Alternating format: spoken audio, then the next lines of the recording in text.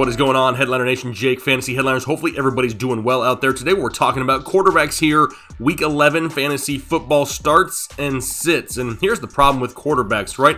A few of the guys who we've come to been pretty reliant on, some safer plays here as of late, have been not so safe, and it's causing gray hair and baldness. Trust me, I would know a thing or two about that, but we need to figure it out, right? Going into week 11, the playoff run right around the corner, we got to make a solid showing here the last few weeks to make sure we're heading in the right direction once the fantasy football playoffs come around. So let's talk about all the week 11 matchups for quarterbacks today, but before we do, let's see how we did in week 10.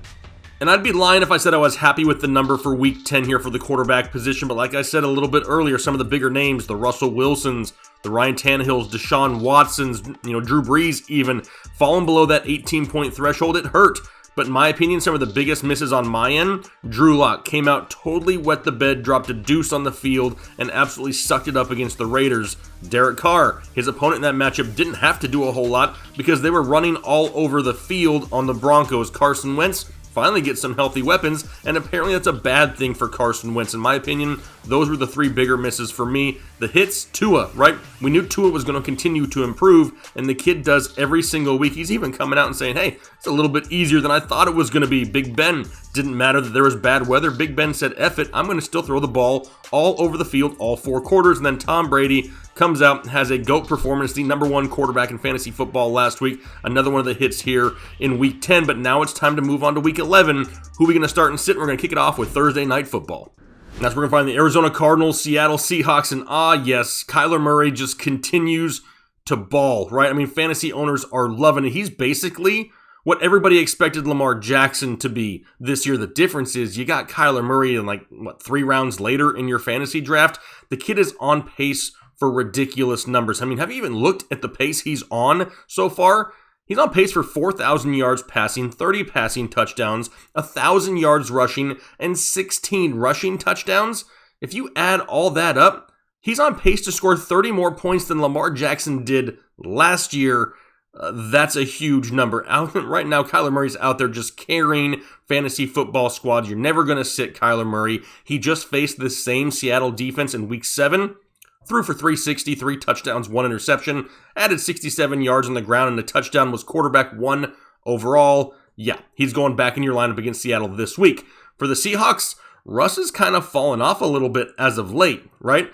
I mean, really, in my opinion, the reason why, they missed Chris Carson in the backfield. He was, somebody that they could put in the backfield and use him at all different down and distances. They weren't having to worry about DJ Dallas or Travis Homer. Let's get Alex Collins. It didn't matter. It was Chris Carson, and that's what's really affecting this offense right now is the instability in the backfield. Now, last week in week 10, that was the first game of the season that Russell didn't go out and throw for at least 2 touchdowns all year. I mean, the guy's been throwing touchdowns every single week, didn't have 2 last week for the first time, and it really showed and it hurt some fantasy performances. Now, a matchup here this week going up against Arizona, they allow over 20 fantasy points per game, and when they faced each other back in week 7, he was quarterback 5 overall. You're still not going to sit Russell Wilson. You just hope that he gets back on track here this week. Time to move over to Sunday football now. Cincinnati Bengals, Washington football team, and is Alex Smith fantasy startable again?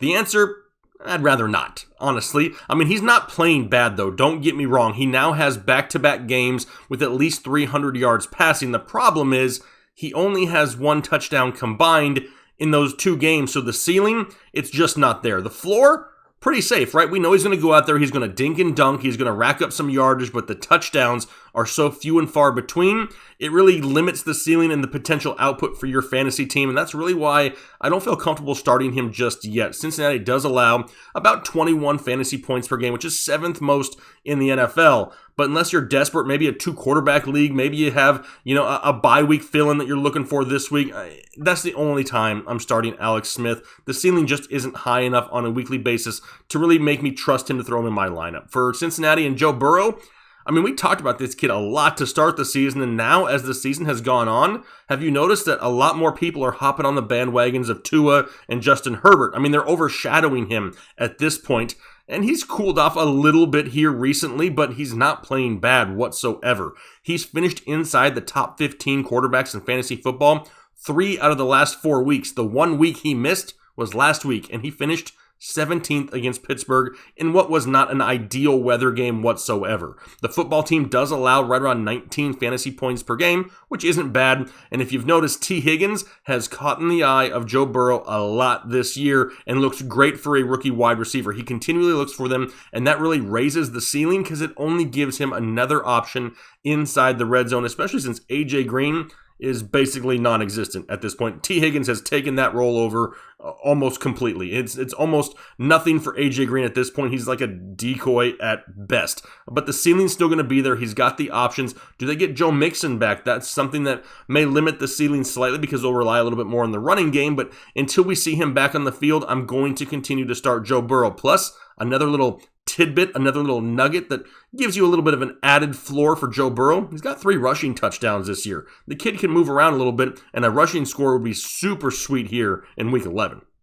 On the Falcons and Saints, and apparently the offseason signing of Jameis Winston is going to work out for the New Orleans Saints because now they need him, right?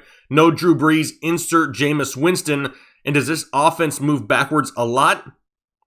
I really don't think it does. Not from a fantasy perspective. Anyway, we're talking fantasy points here. I really don't think it changes much because we know Jameis Winston wants to come in and throw the ball. The problem is throwing it to the right team, right? Yeah, he's going to throw interceptions. It's going to happen. He's going to throw more than Drew Brees will. That's just what Jameis Winston is.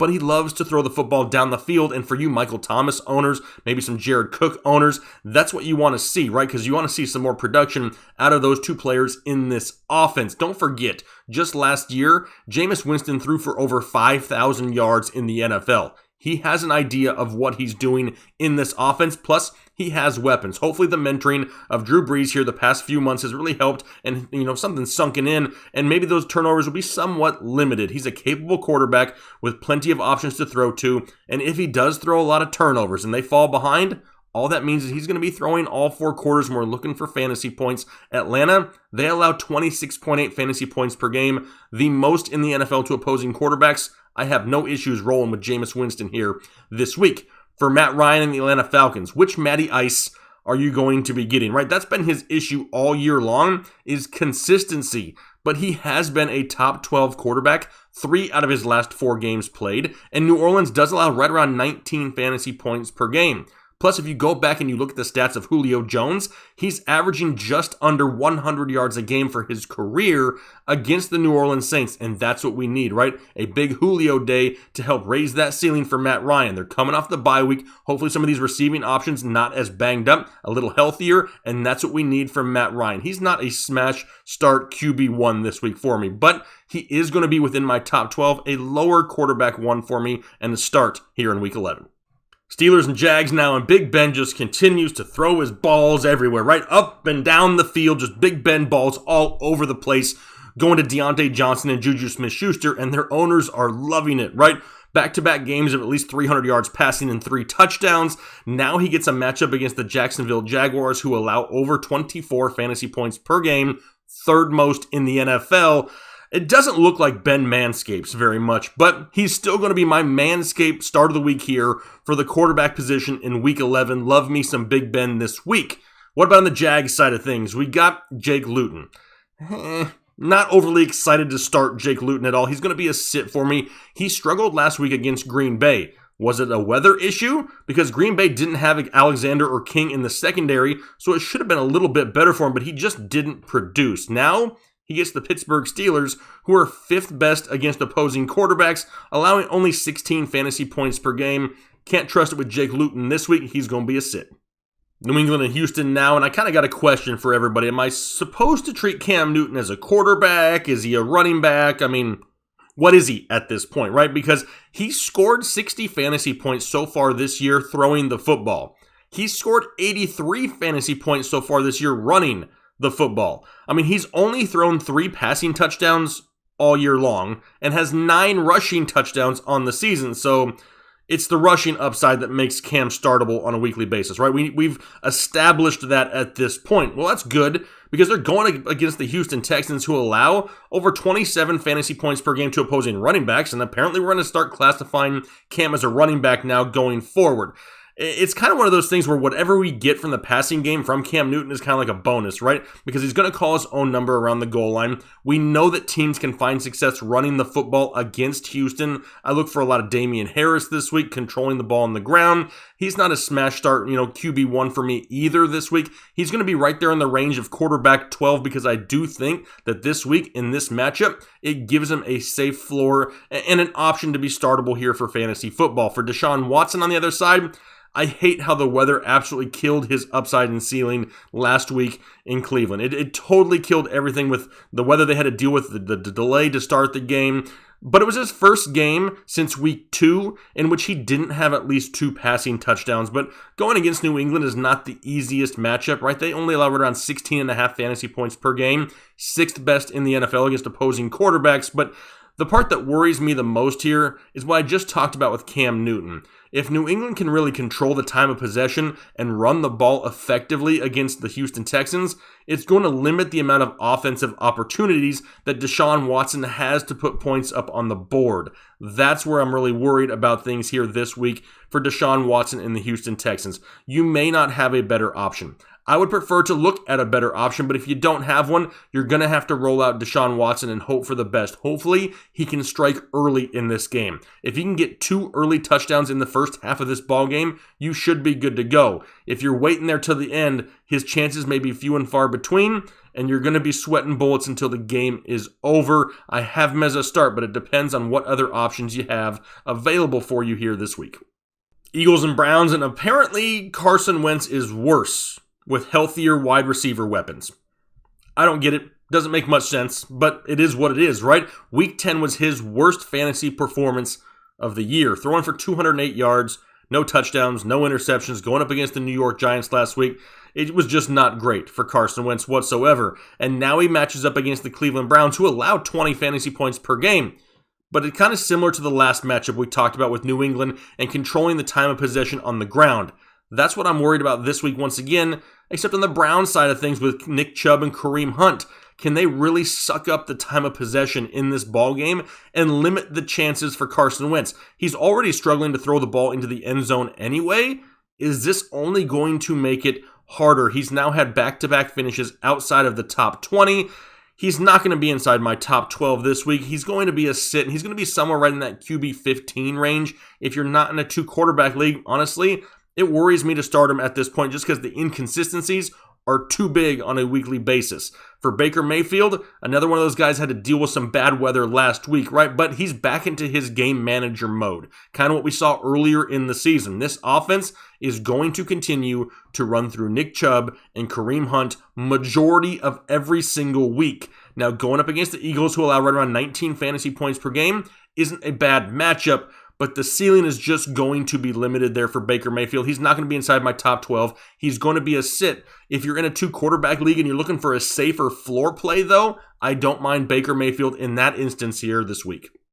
Lions and Panthers now, and apparently Matthew Stafford is going to try to suck it up and play with a partially torn ligament in his throwing hand. I mean, more power to you. I mean, dude's playing with some huevos, you know what I mean? But that worries me because last time I checked, yep, throwing hand is needed to play quarterback. Now, there's a chance he gets Kenny Golladay back, who's practicing on a limited basis. The Panthers do give up 19 fantasy points per week to opposing quarterbacks, which isn't bad.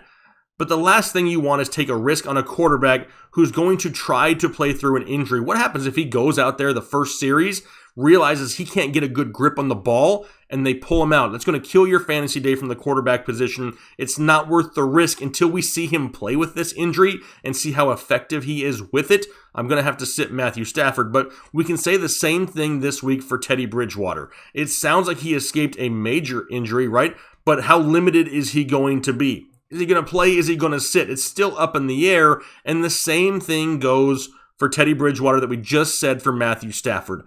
This is when we're trying to make our push to the playoffs. Do we want to risk it on a guy who we know is not 100% at all, even if he does play? It's just not worth it, in my opinion here. Teddy B's, upside has been, hit and miss from week to week. He hasn't been playing bad. He just hasn't been overly consistent. Not worth it this week, in my opinion. Going to sit both Matthew Stafford and Teddy Bridgewater. Tennessee and Baltimore now in a down week in Week 10 for Ryan Tannehill, right? Tanny started that game off hot, though. He went right down the field, got the touchdown. We were all looking at each other like, yeah, Tanny's going to have a big game.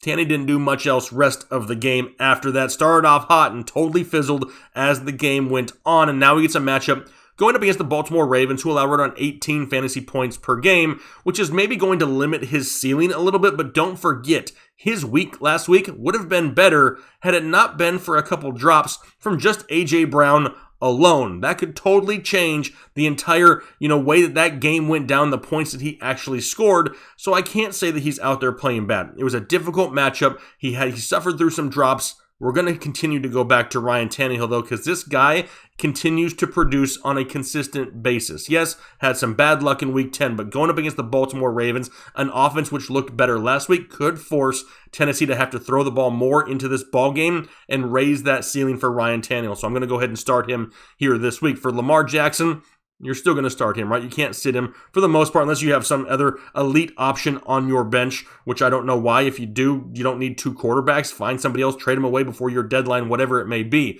But Lamar Jackson played better last week, right? He completed 70% of his passes, had 2 touchdowns through the air, which is great, plus added in those 55 rushing yards that always help us out. That's what we're looking for on a weekly basis for Lamar Jackson. Now he gets a better matchup this week going up against Tennessee. They allow over 21 fantasy points per game to opposing quarterback, 8th most in the NFL. No real reason to sit Lamar Jackson anyway. Nothing extra out of the obvious here this week. We're going to fire up Lamar Jackson once again. Jets and Chargers, and it sounds like Adam Gase has killed all the potential of Sam Darnold's career at this point, just like he kills everybody else's potential in their career. I mean, the dude rode the coattails of Peyton Manning. Can we just say that enough now and get the guy out of the NFL as a head coach? Because he's not doing anyone any favors.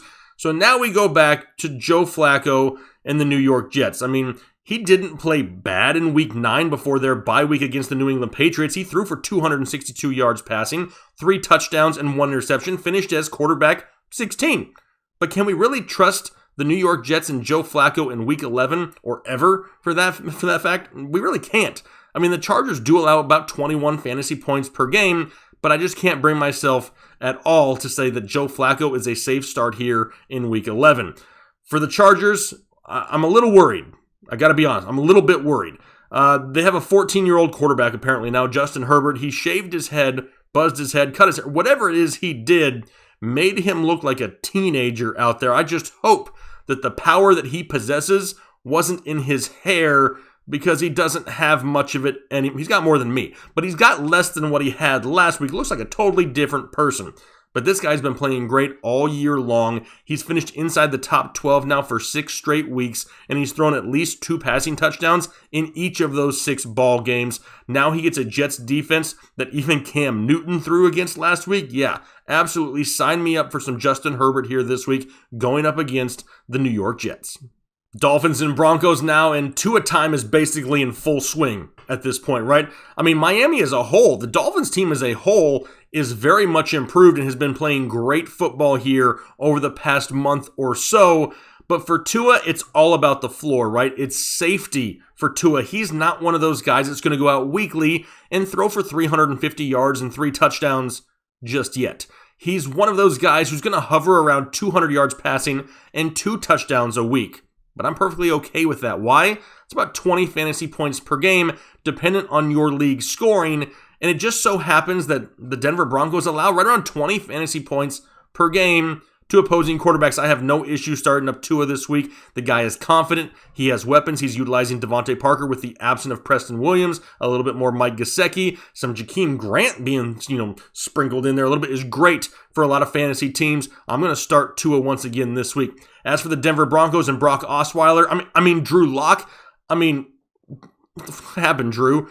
He went out there and it looked like he had turned the corner, right? He came back from that shoulder injury earlier in the year. Weeks 8 and 9, he went out and threw 3 touchdowns in each week. He looked like he was starting to gain some momentum, and then went out in week 10 and totally dropped a deuce, throwing 4 interceptions against the Las Vegas Raiders.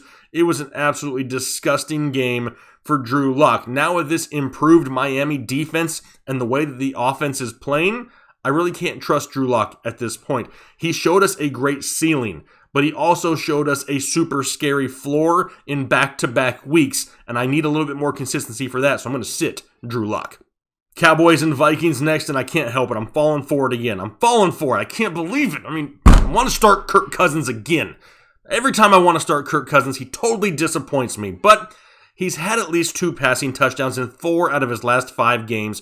Justin Jefferson is an absolute stud, and the Cowboys allow over 20 fantasy points per game to opposing quarterbacks, plus Kirk Cousins is playing at home. So far in his last 3 home games this season, in each of those 3 games, he's had at least 3 passing touchdowns. I'm going to do it. I don't have a choice. I'm doing it against the Dallas Cowboys. I'm starting Kirk Cousins. Don't you dare let me down this week, Kirk. For Dallas, we got Andy Dalton. No, I'm not going to start Andy Dalton. He's got plenty of weapons, right, with Cooper and Gallup and Lamb and Zeke. Offensive line's banged up. They're coming off a bye week, which is great. The Vikings allow 19 fantasy points per game, but how could you possibly trust one of the worst offenses in football that we saw the last time they were on the field? I can't do it. Andy Dalton's ceiling isn't there. The floor is way too low on a weekly basis. Even though I don't hate the matchup and the weapons that he has available, there's zero consistency there and not somebody I can trust in Week 11. Packers and Colts now, and this is not an ideal matchup for Mr. Discount Double-Check Aaron Rodgers. The Indianapolis Colts as of right now are number 2 in the NFL against opposing quarterbacks, allowing only 14.8 fantasy points per game. But is there really a way that you can afford to sit Aaron Rodgers? Maybe for a few teams out there you can. But do you really want to? He's starting to get MVS more involved in this offense, which is great because it gives defenses something else to think about outside of just Davante Adams. So MVS's, uptick in production here lately is a sight for sore eyes in Green Bay because we know that Davante Adams is going to go out there and kill it on a weekly basis. As of right now, Aaron Rodgers is quarterback 5 overall in fantasy football, averaging over 24 fantasy points per game. He's already thrown for 26 touchdowns this year. He only threw 26 touchdowns all of 2019. He's playing great football, and I'm just going to have to continue to list him as a start, even though the matchup is going to be a rough one. On the Colts side of things, for Old Man Rivers, can't trust Old Man Rivers either, right? He had a couple of solid starts also. He kind of Drew Locked us, didn't he? Week 6 and Week 8, Phillip Rivers didn't look half bad. Now he's only had 1 passing touchdown over his last 2 games combined, and the ceiling just isn't there consistently. The involvement of the running backs, however they decide to do it this week with Nyheim Hines, Jonathan Taylor, and Jordan Wilkins, really eats into the potential ceiling. I do like that he's starting to utilize Michael Pittman a little bit more, but there's just not enough passing touchdowns to really give this offense that upside that makes you want to start Phillip Rivers. He's going to remain a sit for me. Chiefs and Raiders up next, and there's no question surrounding Patrick Mahomes. He's obviously going to be a start, but it's a good matchup for him going up against the Raiders, who allow over 20 fantasy points per game to opposing quarterbacks, unless you're Drew Lock. So he should at least have 30 points this week. It would not surprise me whatsoever to see a big number from Patrick Mahomes. For Derek Carr, I'm going to be honest, I'm a little bit torn with Derek Carr. Now, I'm talking about how much I love the matchup for Patrick Mahomes and the ability for this Chiefs offense to put points on the board, which means, in turn, Derek Carr is going to have to throw the ball a lot to keep pace with said Chiefs. The problem is, they just haven't been throwing very much for Las Vegas lately, right? He's only had 25 pass attempts a game since Week 7. And why is that? It's because they're running the football so effectively with Josh Jacobs and Devontae Booker. They're just sucking up time of possession and utilizing a lot of their offensive plays in the running game. Can they do that against Kansas City? I don't think they'll be able to if they want to have a chance at winning this ball game. The Chiefs only give up right around 17 fantasy points per game, 9th fewest in the NFL. It's a solid defense, and it worries me. I'm going to start Derek Carr, but this one has a lot of risk around it, and one of those guys that you just need to turn to if you have no better options. On to Monday Night Football, Los Angeles Rams, Tampa Bay Buccaneers, and Jared Goff failed to throw a touchdown last week against the Seattle Seahawks. I didn't even know that was possible. I'm pretty sure that I could throw... my arm's not what it used to be. I probably couldn't. Jared Goff should be able to have thrown at least one. You got Robert Woods. You got Cooper Kupp. You got Josh Reynolds, Tyler Higbee, Gerald Everett. You got 3 running backs, and you couldn't throw a touchdown against Seattle? Now he's got 4 straight games where he's finished outside of the top 15. A matchup coming up against Tampa Bay, who's top 10 fantasy-wise against opposing quarterbacks, which is automatically already going to lower his ceiling. Maybe he has to throw it a little bit more to keep pace with the Tampa Bay offense. Possibly. He has the weapons to do it, but he's only thrown 1 touchdown in his last 2 games combined, and that has me worried because that is absolutely crazy with the amount of offensive firepower they have in LA. I can't trust to start Jared Goff here this week. For Tom Brady, not an easy task for him either. The Rams allow only 15 fantasy points per game to opposing quarterbacks. That's 3rd fewest in the NFL. We know about Jalen Ramsey in the secondary. We know that Aaron Donald is going to create pressure up front, and Tom Brady under pressure isn't exactly the greatest Tom Brady. The Rams defense has only allowed 9 passing touchdowns all year long, combined total between all quarterbacks. They've been playing great. If Aaron Donald can create some havoc up front, Tom Brady could be in for a long day. He's not a sit, but he's going to be a risky start just due to the fact of the amount of weapons that he has and who he is. We've seen him produce in these type of situations. Primetime football once again for TB12. All right, those are my starts and sits for the quarterback position here, Week 11 fantasy football. Hopefully that was able to help clear some of the water for your fantasy team here this week. If not, don't worry, we got some quarterback rankings coming later in the week, plus our live show on Saturday night where we give all the latest and up-to-date information to help you set all of your fantasy rosters. Hopefully you guys are having a great week this week. We look forward to interacting with you throughout the week. Make sure you hit that subscribe button and like the video. It really helps us out here on YouTube. We greatly appreciate it. Have a great one. We'll talk to you later. Thanks.